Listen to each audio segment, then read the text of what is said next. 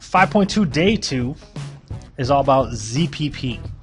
Now, ZPP stands for the zero product property. The zero product property. Now, the zero product property simply says this. If you have A times B, if A times B is equal to 0, then what must be true? Well, think about it. A times what will give you 0? 0, right? So here's what it's saying. It's saying that either A is equal to 0 or B is equal to 0. If two numbers are being multiplied, and they're equal to 0, one of them's got to be 0. So let's do our first example here. Our first example could be x squared, minus 3x equals 40. X squared minus 3x is equal to 40. Alright, so remember, the name of today's lesson is the zero product property. There ain't no such thing as the 40 product property or any other number product property except for 0. So the first thing you got to do is get this so that it equals 0. Make it equal to 0. Alright, so now you figure out what multiplies to negative 40 but adds up to negative 3. Now, I like to list out everything that multiplies to negative 40. Well, 40 at least. 1 and 40, 2 and 20, 3 doesn't go in, 4 does, 4 and 10, 5 does, 5 and 8, 6 doesn't go in, 40, 7, nope, 8 does, but I already got it. So these are everything that multiplies to 40.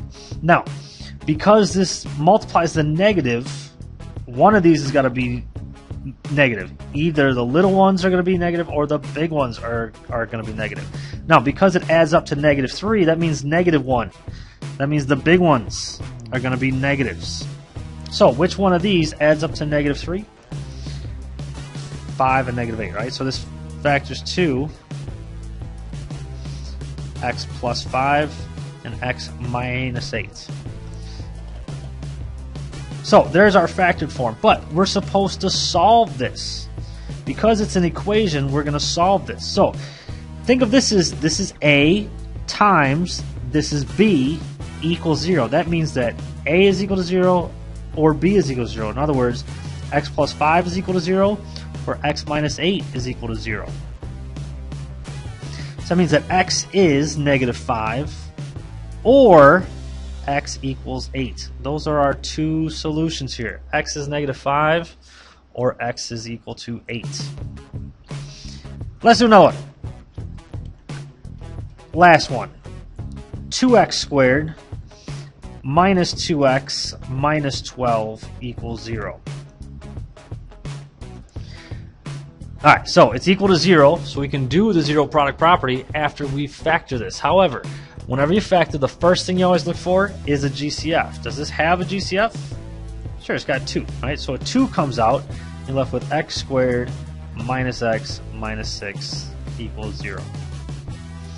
Now, what multiplies to negative 6 but adds up to negative 1? This one's kind of an easier one. Hopefully you got x minus 3 and x plus 2. That's our factored form. Now, this here says 2 times, think of this as A, think of this as B. 2 times A times B. Now, this 2 has nothing to do with the answer. Alright? We're only looking at our x's. So we can ignore this 2 for right now. Even though we factored out, it has nothing to do with what's going to come out of here. So this is x minus 3 is equal to 0. We have x plus 2 is equal to 0. So, x is 3 or x is negative 2. This 2, again, this 2 means nothing. Think of it like this. We talked about what A times B is equal to 0. There's just a 2 that's hanging outside. Still, either A is 0 or B is 0. So if you factor out a 2, you can just ignore it. Smith out!